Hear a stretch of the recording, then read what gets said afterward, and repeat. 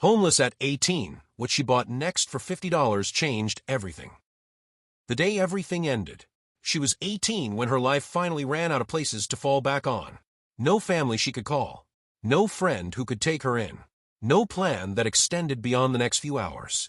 Just a backpack, a worn duffel bag, and $50 folded inside a crumpled envelope she kept pressed between her clothes like it might disappear if she didn't hold onto it tightly enough. That $50 wasn't supposed to change her life. It was supposed to buy her time. A week, maybe two if she stretched it. Enough to figure something out. Enough to land somewhere temporary. Enough to not end up where people like her usually ended up when everything finally stopped holding. But life doesn't always stretch the way you need it to. Sometimes it snaps. And when it did for Lila Carter, it didn't make a sound loud enough for anyone to notice. The last place she lived wasn't really a home. It was a rented room above a closed auto shop on the edge of a tired suburban strip. The kind of place where everything always looked like it was waiting for something better to happen, but nothing ever did. She had been staying there for 3 months, working whatever jobs she could find. Cleaning, stocking, unloading delivery trucks at night. Anything that paid in cash and didn't ask too many questions. It wasn't stable, but it was something. Until it wasn't. The eviction notice came without warning. No dramatic confrontation. No shouting match. No explanation she could argue with. Just a folded piece of paper slid under the door one morning, like her entire life could be reduced to a legal sentence and a deadline. By sundown, she was gone. The landlord didn't even look at her when she left. Just stood by the stairwell, arms crossed, like she was already part of the building's past. That night, she walked for hours. Not because she had somewhere to go, but because stopping felt worse. Every place she passed looked temporary, in a way she couldn't afford anymore. Gas stations, closed diners, empty parking lots lit by flickering lights that buzzed like they were tired of existing too. She kept thinking she would figure it out before morning, that something would appear. A friend, a solution, a coincidence, but nothing appeared. And the city didn't slow down just because she had nowhere to sit inside it.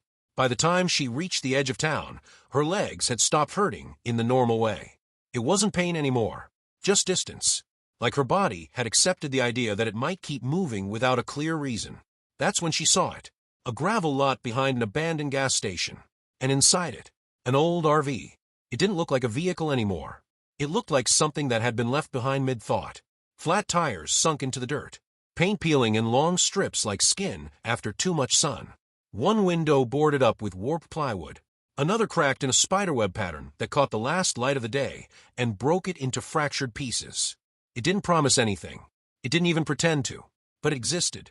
And for Lila, that was enough to stop walking. The man standing near the station didn't try to sell it to her. He didn't need to. People didn't usually buy things like this. They inherited them, or scrapped them, or avoided looking at them long enough that they disappeared on their own. It doesn't run, he said, almost casually. Leaks when it rains. Been sitting too long. He kicked a rock without looking at her. Was going to have it hauled off. That should have been the end of it. A normal person would have nodded, maybe laughed, and kept walking. But Lila didn't move. She looked at it like it was a problem she could understand. Something with systems. Something with parts. Something broken in a way that still had structure underneath it. How much? She asked. The man finally looked at her. Really looked. Like he was trying to figure out if she was joking. 50, he said after a pause. Just take it out of here. She handed him the envelope without counting it again. Not because she wasn't afraid of running out, but because she already had. The RV didn't become hers in a legal sense that mattered much. There were no papers worth keeping. No inspection. No guarantees. Just a transaction that barely qualified as one. But when the man walked away, and the lot went quiet again, something shifted. Not in the RV. In her. For the first time in a long time, she wasn't waiting for permission to exist somewhere. She had simply taken space. That night, she climbed inside. The door stuck halfway before giving way with a reluctant groan. The air inside was thick with dust, old fabric, and something metallic she couldn't place. The inside wasn't just empty. It was abandoned in layers. Like time had been sitting here, slowly forgetting what it used to hold. The cushions were torn open. Foam spilling out like exposed bone. Cabinets hung loose on rusted hinges. A cracked mirror reflected her in pieces. She sat down anyway, because there was nowhere else. And for the first time in weeks, she didn't have to ask where she would sleep next. Outside, the desert wind moved through the lot. Inside, the RV creaked softly, like it was remembering how to exist with weight inside it again. She didn't cry. Not because she wasn't afraid, but because there was no energy left for anything that didn't help her survive the next moment. She pulled her backpack closer and fell asleep inside something she technically owned. Hours later, morning came slowly in the desert. Inside the RV, Lila Carter woke to heat already building in the metal walls. The air had changed overnight. Dust had settled into her hair, her clothes, her skin, like the place had started claiming her in small, quiet ways. For a moment, she didn't move. Not because she was resting, but because her mind was trying to remember where she was allowed to go next. Then she remembered. There was nowhere, and there was this. She stepped outside into the gravel lot. The RV sat behind her like it had always been there, like it had never expected anything different. From the outside, it looked worse in daylight. Rust had more honesty under the sun. She should have been afraid of what she had done. Instead, she felt something else. Focus. Not hope. Not comfort. Just focus. The same feeling she got when something was broken, and she could see the shape of how to fix it. She started with the basics. That's how she always worked. Before you fix anything, you understand what you're standing on. She checked the tires. Flat. She checked the windows. One boarded. One shattered. One missing latch entirely. She checked the seams along the side. Hairline gaps where desert dust had been quietly entering for years. Everything was predictable in its failure. That was good. Predictable things could be worked on. By noon, she had already decided something important. She wasn't leaving. Not because it was safe. Not because it was smart. But because it was hers in a way nothing else had been. Ownership wasn't comfort. It was responsibility. And responsibility meant she had something to start from. She worked through the afternoon cleaning. Not fixing yet, just clearing. Old wrappers, molded fabric, dead insects that had built entire forgotten histories in the corners of drawers. Every object she removed made the space feel slightly less like a ruin and slightly more like a place waiting to be understood. That was when she noticed it. A floor panel near the rear corner. It didn't sit right. Not broken. Not loose. Just inconsistent. Like something underneath it didn't belong to the same weight distribution as everything else. She stepped on it. It shifted. Barely. But enough. She stared at it for a long time. Because people don't usually hide things unless they believe they won't be found. And that meant there was always a reason. She didn't know if she wanted to know the reason. But curiosity, especially the kind tied to survival, doesn't ask permission. It just moves. She found a tool behind the gas station ruins. A rusted pry bar half buried near an old tire stack. It wasn't meant for delicate work. But she didn't have delicate tools. Only effort. She knelt down inside the RV, wedged the pry bar under the edge of the panel, and forced it upward. The wood resisted at first, then gave way with a dry crack. Underneath was darkness. Not empty space. Not structural void. A cavity. Deliberate. Built.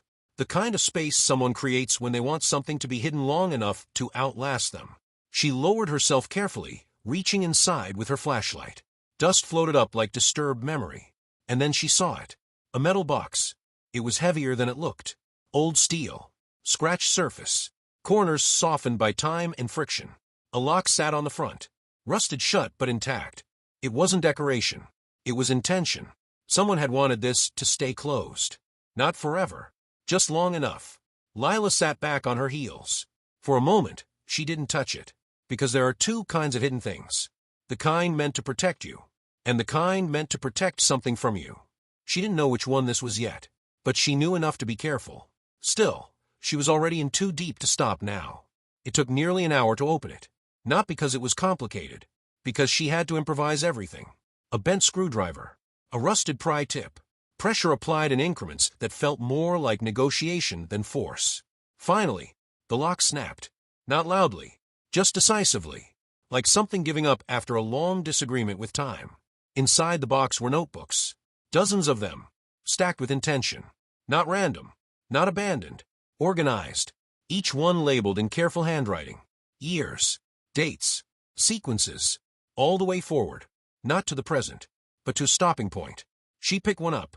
It was heavier than it should have been. Not physically. But in implication. She opened it. The pages were filled with precise handwriting. Not journal writing. Not emotional venting. Instructions. Fuel systems.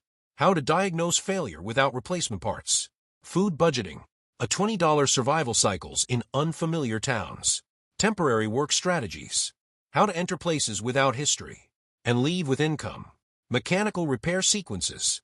Structured steps for fixing what looks unfixable. Then she found something that made her stop. A paragraph written differently. Slower. Less technical. More human. If you are reading this, you are where I once was. Don't mistake survival for failure. They are often the same beginning. She didn't know how long she sat there. The desert outside kept moving like nothing had changed. Heat rose. Wind shifted. Time continued without asking her permission. But inside the RV, something had changed. Not the space. Her understanding of it. She read more and more. Each notebook wasn't just survival. It was structure. A system for living inside instability without collapsing under it. Arthur Hale hadn't just survived. He had documented survival like it was something that could be taught, something that could be repeated, something that could be inherited.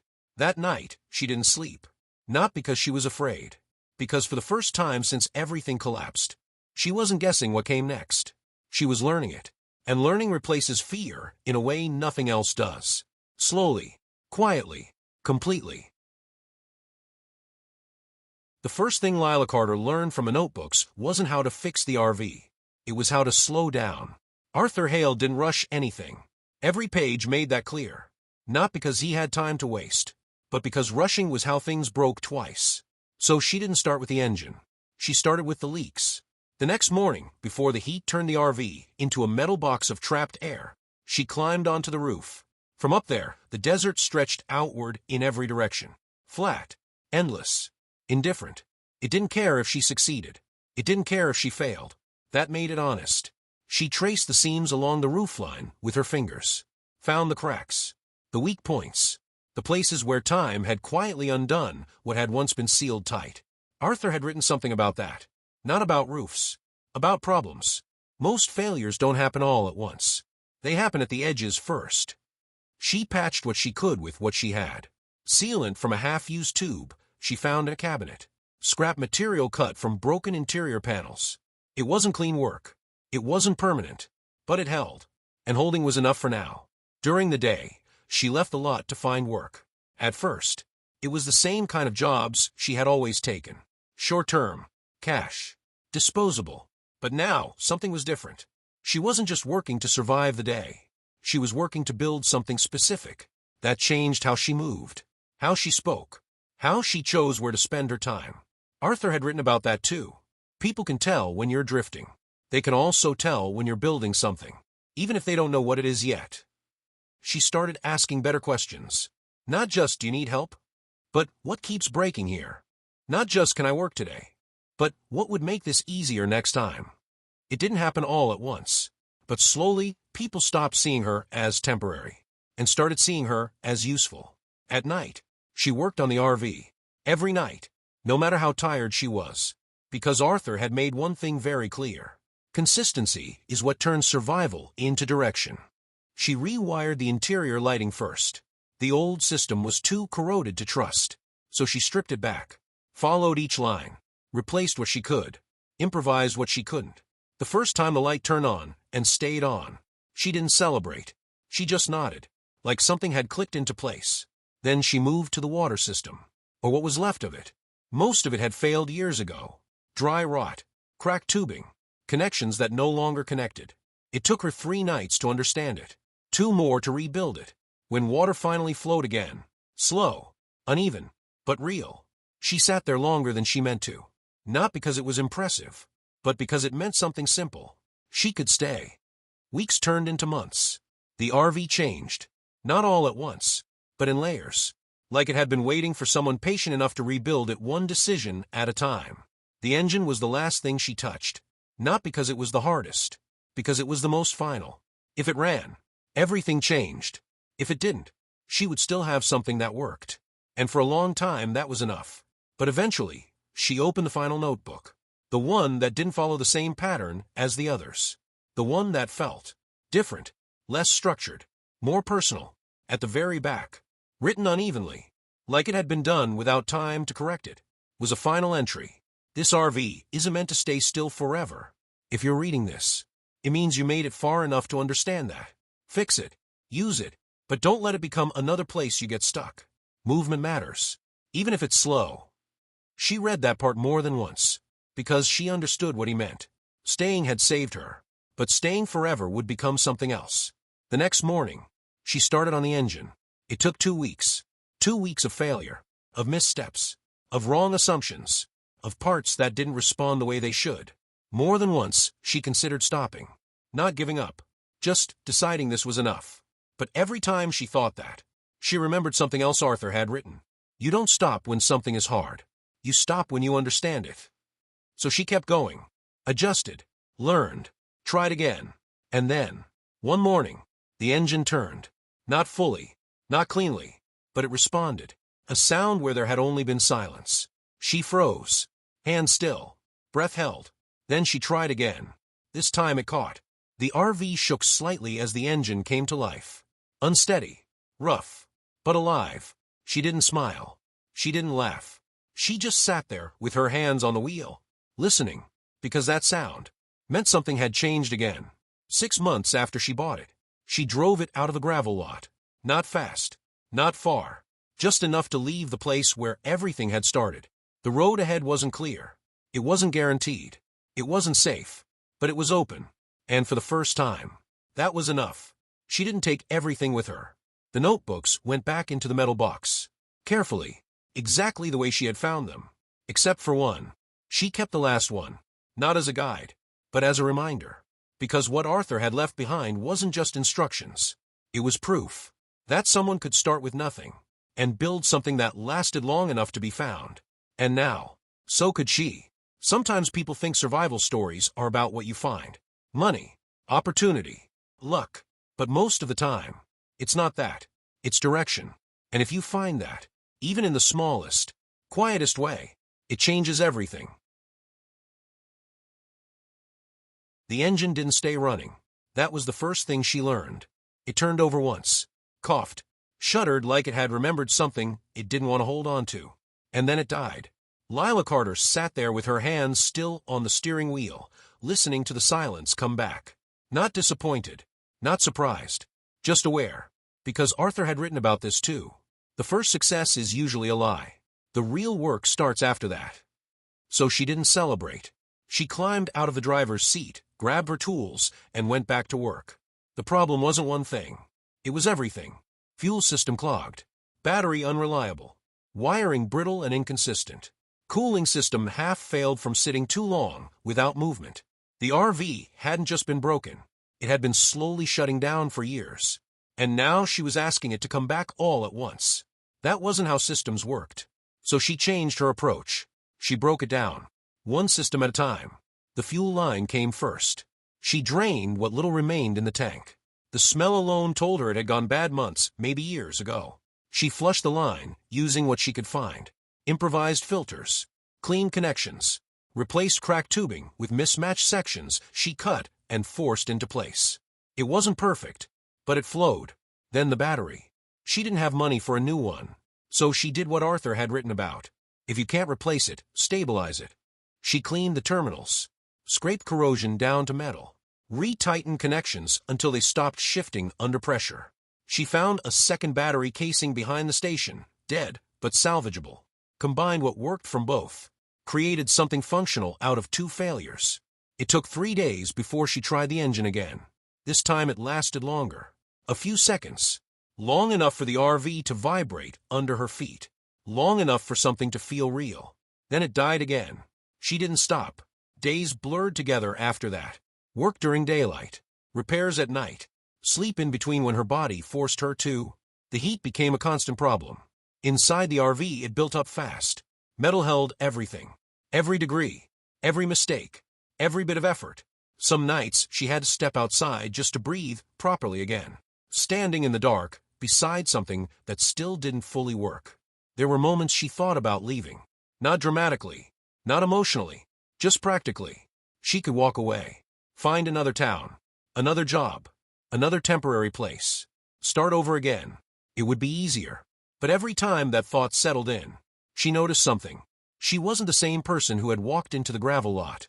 Back then, she was looking for somewhere to exist. Now, she was building something. And building changes you. So she stayed. About 3 weeks in, something else changed. The man who had sold her the RV came back. Not to check on her. Just passing through. But he saw the RV. Stopped. Looked at it longer than before. "You still here?" he asked. Lila nodded. He walked around the RV slowly. Not inspecting. Observing. "You working on it?" "Yeah." He looked at the roof. The seams she had patched. The window she had partially repaired. The door that now opened cleaner than before. He didn't say anything for a while. Then, didn't think anyone would. It wasn't praise, but it wasn't dismissal either. And that mattered more than she expected. A few days later, someone else stopped. A truck driver from a nearby route. He had seen the RV change over time. Small differences. Things most people wouldn't notice, unless they passed by often. "You fix things?" he asked. She hesitated. Not because she didn't know how. Because saying it out loud made it real. "Yes." He nodded. "My trailer lights out. Wiring issue. You take a look." It wasn't a big job. It wasn't steady work. But it was something new. She followed him to the truck. Checked the wiring. Found the break. Repaired it using what she had. It worked. He handed her $20. Not much. But it was the first time she had been paid for something she built. Not just something she endured. That changed something. After that, it didn't happen all at once. But it started happening. Small jobs. Quick fixes. People asking. Then telling others. Not a business. Not stability. But movement. And movement was what Arthur had meant. Weeks later, she went back to the engine. Not rushed this time. Not desperate. System by system. She checked everything again. Adjusted what she had missed. Fixed what had failed. Improved what had only been good enough. Then she tried again. The engine turned. Coughed. Struggled. And then, it kept going. Not for seconds. For longer. Long enough for her to step out and listen. Really listen. The sound wasn't smooth. It wasn't strong. But it was consistent. That was the difference. Consistency meant it could be trusted. She let it run until the heat forced her to shut it down. Not because it failed. Because she knew it would if she pushed too far too fast. That night, she didn't work. She sat on the step of the RV. Watched the desert shift into darkness. Felt the air cool slowly. For the first time since everything had started. She wasn't thinking about what was broken. She was thinking about what worked. Months had passed. The RV wasn't perfect. But wasn't abandoned anymore either. It held. It functioned. It responded. And so did she. The morning she drove it out. It wasn't dramatic. No music. No sudden realization. No perfect moment. Just a decision. She packed what she had. Left the rest. Closed the door. Sat in the driver's seat. Turned the key. The engine started. She waited. Not for it to fail. But to make sure it wouldn't. Then she shifted it into gear. The RV moved forward. Slow. Uncertain. But real. The gravel lot disappeared behind her. Not erased. Not forgotten. Just no longer where she needed to be. She didn't know exactly where she was going. But that wasn't new. What was new was that she wasn't stuck anymore. And that was enough. Final reflection. Some people think starting over requires something big. Money. Luck. A second chance given by someone else. But most of the time, it doesn't.